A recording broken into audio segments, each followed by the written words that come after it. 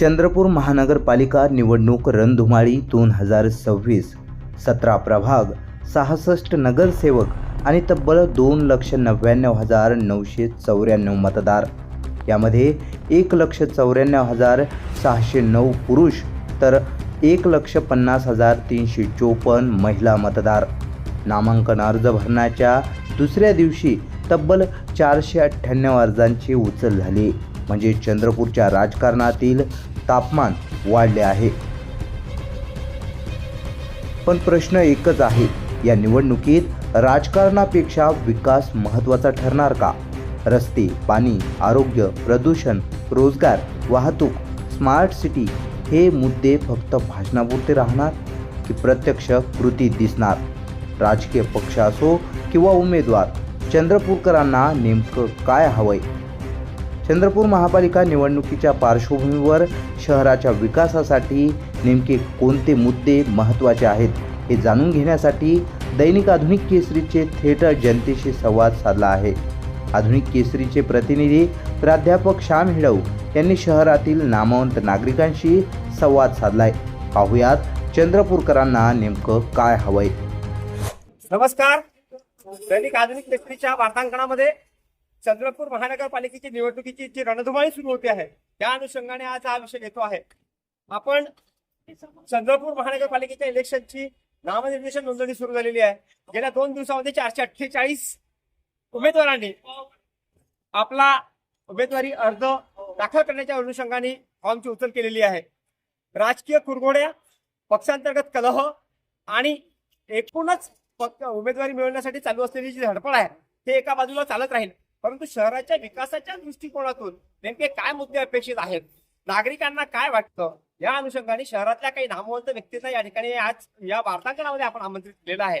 त्या अनुषंगाने आधुनिक केसरीच्या माध्यमातून राजकीय पक्षांपर्यंत, संबंधित निवडणूक लढविणाऱ्या उमेदवारांपर्यंत हा विषय जावा हा उद्देश डोळ्यासमोर ठेवून आज हा नवीन प्रयोग आपण या ठिकाणी करतो आहोत.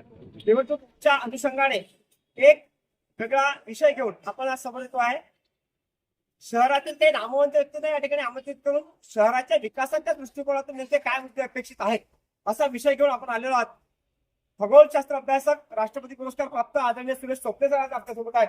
सर, राजकीय कुरघोड्या आणि सगळ्या बाजू एका बाजूला ठेवूया, शहराच्या विकासाच्या दृष्टिकोनातून महानगरपालिकेचे निश्चित ह्याच्यात काय मुद्दे असतात असं मला वाटतं? निश्चितच गेल्या 20 वर्षापासून आम्ही प्रत्येक इलेक्शन जेव्हा होतात नगरपालिकेचे जिल्हा परिषदचे सतत बोलत असतो. चंद्रपूर शहर जे प्रचंड समस्याने ग्रस्त आहे. विकास एका बाजूला होतो पण त्याचा प्रदूषण पण फार मोठ्या आणि चंद्रपूर हे देशाच्या 3ऱ्या क्रमांकाचं प्रदूषण शहर होतं 6 वर्षापूर्वी आणि आजही याचा नंबर 25च्या क्रमांकावर आहे.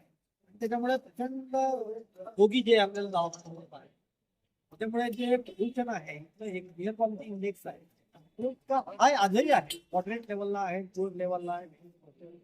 तर ते जर कमी केलं तर लोकांचं आरोग्य मोठी समस्या इथली की डीजे या वाद्य इतकं जोरानं वाजतं की इथलं जे डेसिबल आहे ते प्रचंड मोठ्या प्रमाणावर झालं आहे. अनेक लोक वेगवेगळ्या रोगांनी ग्रस्त आहे आणि म्हणून विकासाचा जेव्हा आपण मुद्दा निर्माण करतो तेव्हा विकासासाठी हे पण महत्वाचं आहे. विकासामुळे होणारं प्रदूषण आहे, आवाजाचं प्रदूषण आहे किंवा ट्रॅफिकचे मोठे प्रॉब्लेम आहे ते दुरुस्त करणे हे महत्वाचं आहे. धन्यवाद सर. झी मीडिया न्यूजचे प्रतिनिधी चंद्रपूर जिल्ह्याचे आशिष अंबाडे जे आपल्यासोबत आहेत. इलेक्ट्रॉनिक मीडियामध्ये एक चांगलं नाव म्हणून त्याचा ओळख आहे. आशिषजी, काय वाटतं चंद्रपूर विकासाच्या दृष्टिकोनातून वाहतूक आणि व्यवस्था आणि एकूणच जे पर्यावरण प्रदूषणाचे प्रश्न आहेत? निश्चितपणे आपण बघूया की विदर्भातलं सर्वात जुनं शहर वसवलेलं 2 राजांच्या काळामध्ये त्यांची लेण आहे चंद्रपूर आहे. मला असं वाटतं की याचा सर्वांगीण विकासाच्या संदर्भामध्ये कुठलाही विचार झाला नाही. आज तुम्ही बघता की 3,37,000 लोकसंख्येचं शहर आहे आणि ते वाढतं शहर असताना या शहरातलं ट्रॅफिक कंजेशन कशा पद्धतीने कमी करता येईल किंवा बाजार कुठे हलवता येईल, एखाद्या कपड्याचं मार्केट बाहेर कसं नेता येईल, एखाद्या दागिन्यांचं मार्केट किंवा सोन्याचं मार्केट बाहेर कसं नेता येईल, या संदर्भातले कुठलेही योजना उपाययोजना गेल्या काही वर्षात झालेल्या नाही आहेत. जेव्हा की इथं जे सत्ताधारी होते त्यांना पूर्णपणे राज्य आणि केंद्र सरकारचं पॅकिंग होतं आता तेच म्हणत आणि त्याच्यामुळे या शहरात हे शहर जे आहे खूप मोठं आहे, पुरातन आहे. आता देवी महाकालीचं मंदिर चांगल्या अर्थानं आपण त्याचं ब्रँडिंग करत आहोत. ताडोबाचं ब्रँडिंग करत आहोत, तुळजागड येणार आहे आणि याच्यामुळे या शहरामधलं किंमत हे वाढणार आहे. पण त्याच्यासाठी आपण काय केलं तर काहीही केलेलं नाही. वाहतुकीचे प्रश्न जैसे ते आहेत ते बदलायला हवे, ते चांगले करायला हवे.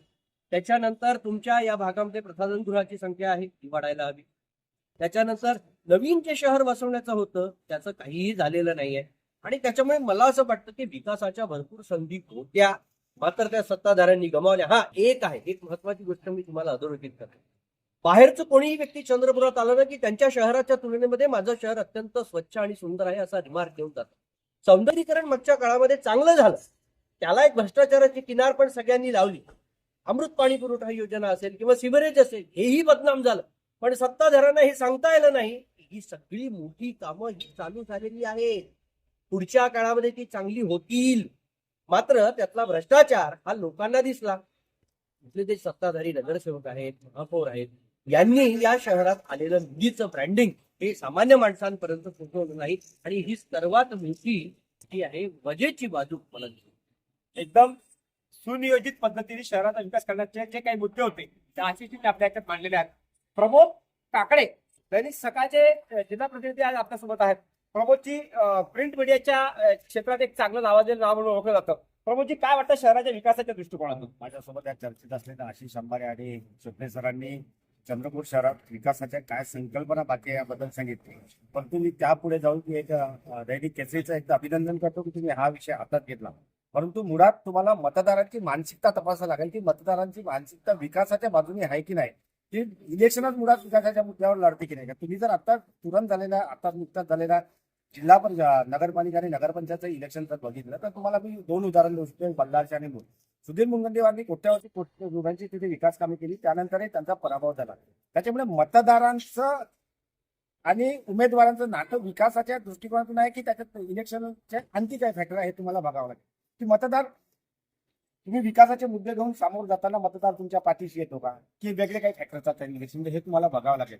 कारण तुम्हाला 2012 मध्ये 11 मध्ये या महानगरपालिकेची स्थापना झाली आणि 2 इलेक्शन झाले याच्यात.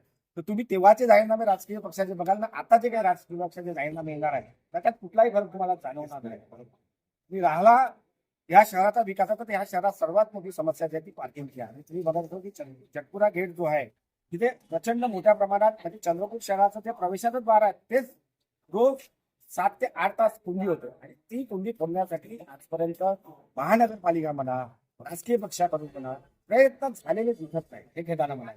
राहिला दुसरा असा प्रश्न की पोल्युशन आहे, सांगितलं सरांनी 25 क्रमांक शहर आहे, परंतु ह्या महानगरपालिकेच्या सत्ताधाऱ्यांना असो की अधिकाऱ्यांना तो 4 वर्ष इथे सहज ठेवतात, त्यांना पोल्युशन आहे याची माहिती आहे की नाही असा प्रश्न पडतो. कारण एअर कंट्रोलचा जो निधी आहे एअर पोल्युशन कंट्रोलचा तुम्ही दुभाजक तयार करण्यासाठी वापरताय. ही इथपर्यंत परिस्थिती आहे. भूमिगत गट 100 कोटीची भूमिगत गटानुसार अजून कुणाला दिसली नाही, गायब साठी आहे. अमृत पाणी पुरवठा योजनेच्या अनुषंगाने पण लोकांची प्रचंड मनस्ताप या ठिकाणी व्यक्त केला. कारण असं आहे की चंद्रपूर शहराला स्वतःचा पाणी पुरवठ्याचा सोर्सच नाही. तुम्ही उदारीवर इथे धंदा करून पाणी घेता. एवढ्या वर्षात आपण स्वतःचा एक सोर्स तयार करू शकलो. आपल्या चंद्रपूर शहरात हा तलावाचा शहर होता, तलाव आपण नष्ट करून टाकली, तिथे झोपडपट्ट्या वाचवल्या. एक जो तलाव आहे रामाडा त्याचाही आपण सक्षम करू शकत नाही. तो एक मोठ्या प्रमाणात पाण्याचा सोर्स होतो. इडे नदी आहे, आपल्याकडे झरपट नदी आहे, त्या पोल्युटेड नद्या आहे, त्याचंही आपण शुद्धीकरण करतो. हे महत्वाचं प्रश्न. त्या अनुषंगाने येणाऱ्या निवडणुकीत उमेदवारांनी आणि पर्टिक्युलर माझं सांगणं मतदारांना आहे, उमेदवार तुमच्याकडे काही घेऊन येईल पण मतदारांनी बघितलं पाहिजे की हा खरंच विकास करणार की मतदान केलं पाहिजे, तर विकासाचे प्रश्न.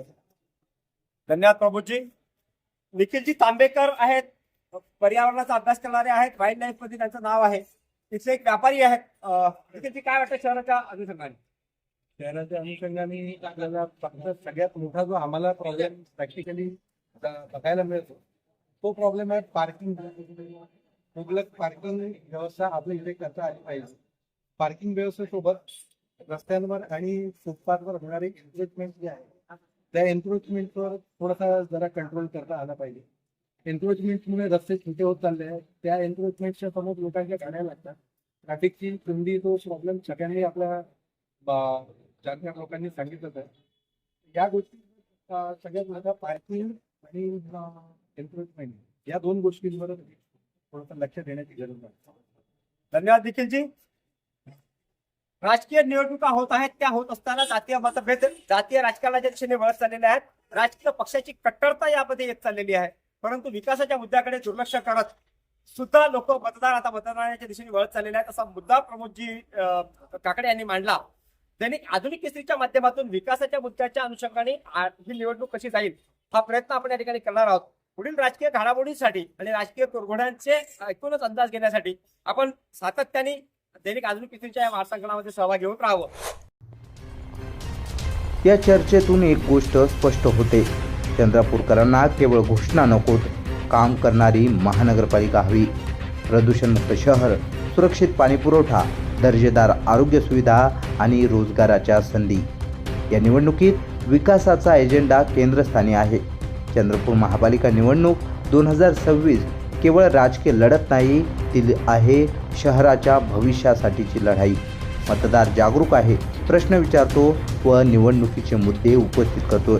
पण तुम्हाला काय वाटतंय, चंद्रपूर महापालिका निवडणुकीचे मुद्दे कोणते असायला पाहिजे?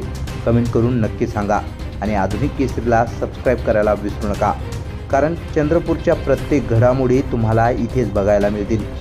श्याम हेडव, यांच्यासह आधुनिक केसरी करतात चंद्रपूर.